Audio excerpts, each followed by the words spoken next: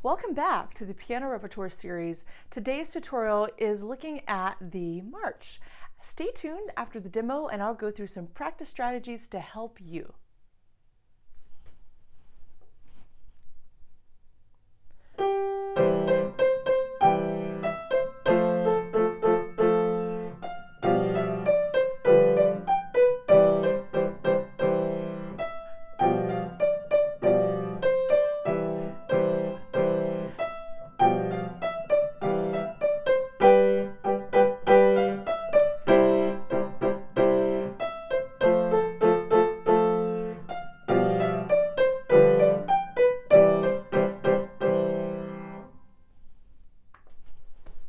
Well, I hope that got your toes to tap it a little bit, maybe a smile on your face. It's a really fun piece, and I'm excited that you were interested in learning this one today.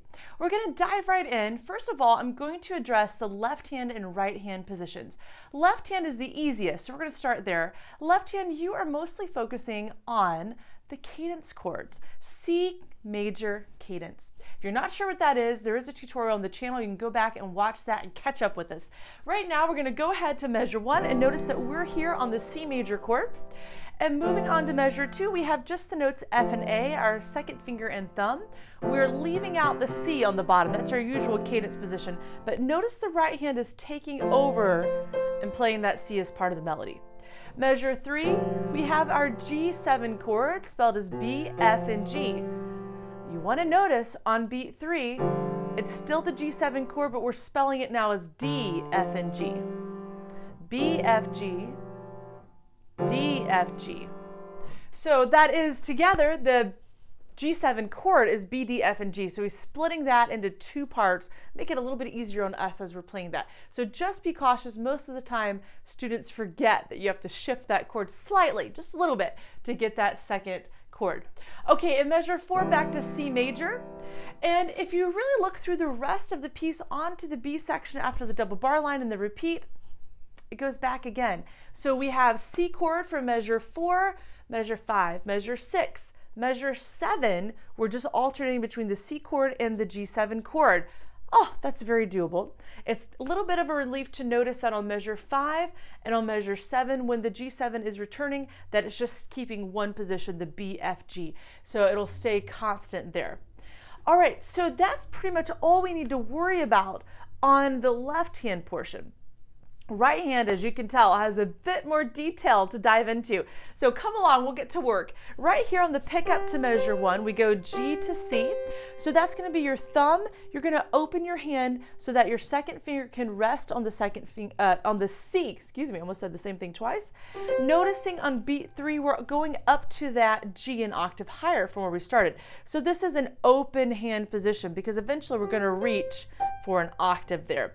So G, C, C, C, C, 1, 2, right there. We're going to open the arm a little bit here and reach for the G an octave higher, and then walk down E, C, A. Now that's going to spell as 4th finger, 2nd finger, and thumb. 4, 2, 1. E, C, A there. So that walks you through that second full measure. Measure 5, no, picking up to measure 4, measure 3. Oh, I'm way off on the numbers today. So our pinky was on G here, but on the pickup to measure 3, we're going to move it to F, 1 white key to the left, and you'll stay there,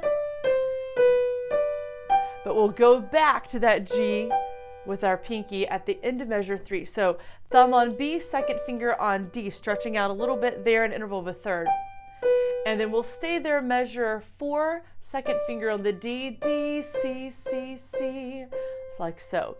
Okay, that's just the A section. If you're feeling a little overwhelmed with all those position changes, you might want to pause the video and go back through and practice that. Meanwhile, I'm going to go forward to the B section. So here we are. We're going to take at measure 5, measure 6, and measure 7, noticing this is now all going to be in the treble C position. So G, F, D, D, D, C, D, E, all of that is right under the 5 fingers here. When you get to measure 8, we're going to stay in pretty much the same position. All we're going to do is move the right hand thumb from C over there to B. We get that interval of a 6. B up to G. And then measure 9, we're moving down, thumb on E right above the middle of the piano, and treble C. Hey, that's another interval of a 6 there. End of measure 9, we're jumping back up to the A minor position. E, C, measure 10, C, A. There's that A minor position, we've reviewed that before. Okay, and then you're probably noticing by now that measure 10, 11, and 12 are an exact replica of measures 2, 3, and 4, both hands. So once you've got it the first time around, it just recycles there at the end. So that's a little less for us to worry about. So those are all the notes where the hands are located, the geography for the left and the right hand. So that's a big piece of information. You might need to just pause and go over that until you feel comfortable. The next step that we're going to take together is the articulation. How are we playing these notes? You notice right off the bat that the right hand is doing legatos and staccatos. You may not notice, but there's a few accents tucked in there as well. So let's figure out how we can play that and get the intentions of the composer out there. So when you're doing this legato to staccato, right here at the beginning 2 notes of the piece, we're going to take the right elbow and the wrist and rotate gently away from the body, and then you're going to lift from the wrist to play that C with the staccato touch. So connect and release from the wrist like that. That idea comes again on measure 3 here at the B, D, same exact pattern, B, D, B, D. Hey, those are 2 ideas with the ascending pattern. So that is the trajectory there. However, we're also going to take that same pattern of legato connecting to staccato, and we're going to take it down, descending. So here we go, measure 2. This one is for us, going descending. So the elbow and the wrist are rotating towards the torso, not always the most comfortable location, and we're doing that same lift with the wrists. After that lift, we're just going to gently bounce, the note repeats. So you just feel like you're gently jumping on a trampoline here. You don't want to be overly harsh. If you get a really heavy repeated note, it kind of takes away the lightness and the quickness of the march. So just make sure that you just are relaxed with the hand and just do a gentle bounce. It'll come out beautifully. Okay, at measure 3 and measure 4, we're going to find right on those downbeats that again we have that rotation downward, and then measure 4. So those are areas to practice an upward rotation, a downward rotation, ending with the staccato touch. So that's the most difficult that you're going to face in this piece, the most difficult articulation. When we find measure 5, measure 6, well, I'll say measure 5 and twice in measure 7, and measure 8, you're going to see that downward motion again.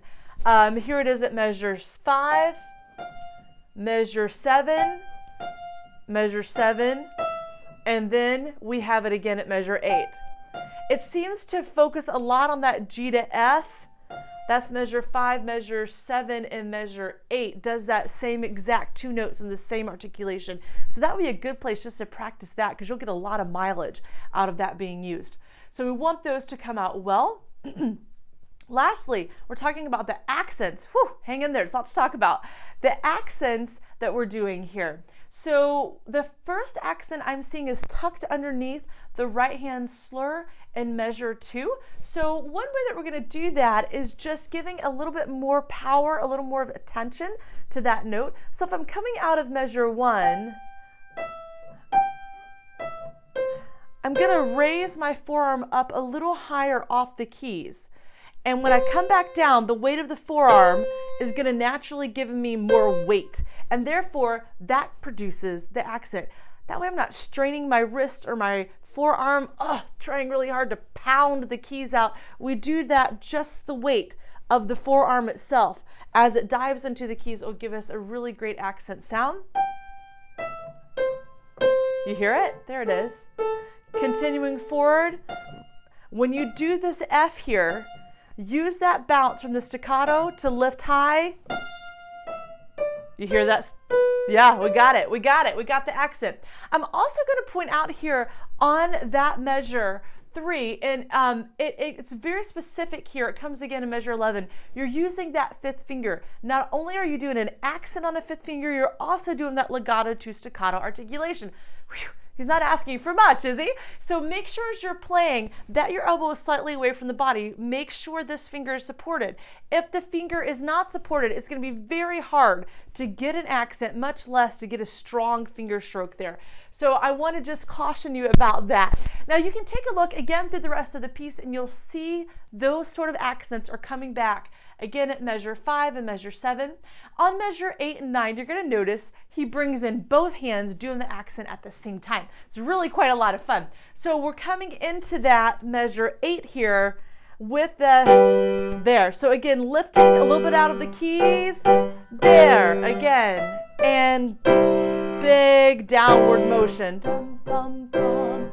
So it is very easy, once you get the hang of these accents, to kind of start adding in accents just at will. So be cautious that you aren't unintentionally adding in a few more accents. It is kind of fun, right? But you want to make sure on measure 8 and 9 that you're only doing the accents that our composer actually wrote in. Okay, so we talked about where the placement of the left hand and the right hand is. We talked about the articulation of the staccato and the slur, especially those combined. That articulation is a bit tricky.